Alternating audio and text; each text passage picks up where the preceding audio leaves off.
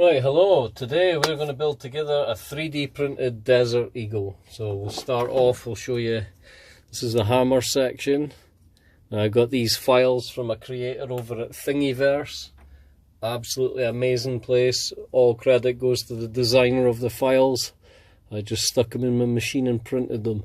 Now this is a central guide rail. I'll show you how that works in a minute. Now it did make the barrel, lovely barrel, only, I don't know if you can tell, it's slightly slanted up here. It was hit, the hot end was hitting off the supports, which eventually must have worked them loose and it started to warp and lift. Didn't even notice till it was done. Ended up making a second part, same thing happened again. This time I seen it hitting the supports and knew that's what caused it. Now I've done it a third time and that was just turning out the same, so I ended that and I'm going to use the lesser of two evils. Now this one unstuck at the front, so it's got some curved up edges on it, so I'm not going to use that. But yeah, this is our barrel. A beauty of a part. Very grateful to the guys for taking the time to design all the stuff. This here is the slide. Pretty solid. I made it actually more infill than I should have even bothered. I used quite a lot of filament, well, nearly what was left of it, when I didn't have to use that much, but it's a good solid chunk. So we have the body of the gun, which is the full grip trigger trigger section. Now when I first checked this out, this looked like a rail. I thought this was meant to fit in it and maybe I'd scaled it up wrong, so I've started filing away the inside of each beam to try and get it to fit on, and then realised that when the guide rail's glued into place and that guide rail runs up the slot in the back of the slide, so that goes up into the slide like so, and it will glue down onto here so the gun can cock the slide back. So this part doesn't actually fit up inside there, so that was my mistake, but you can avoid doing so. Right, well, to start off we need to get the hammer glued into place over on the back here. And remember, all files, and link in the description will be to the original files by the creator over at Thingiverse, so yeah, if you want to give it a try.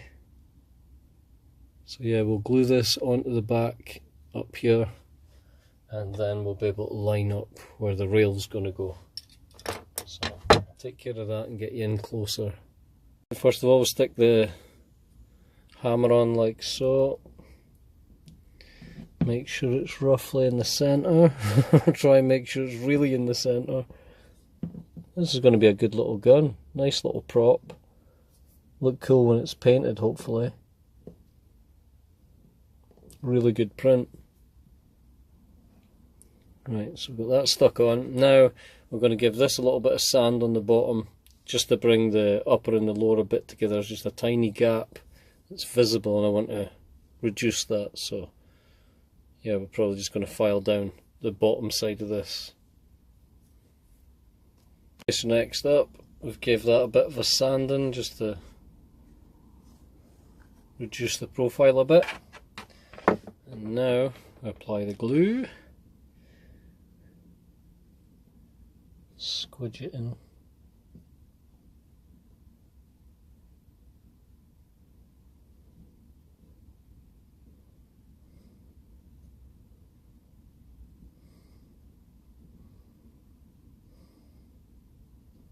There we go. Right. Now it looks something like so. That will soon be ready to install the front barrel as well. It needs this end here glued onto this end up here. So I'll take care of that in a moment.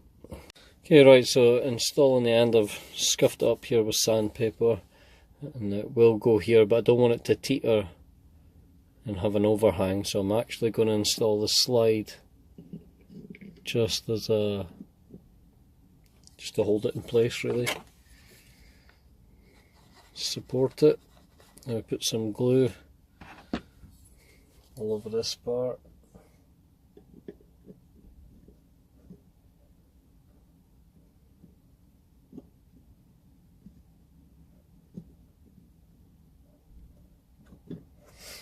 And then we'll just let it dry.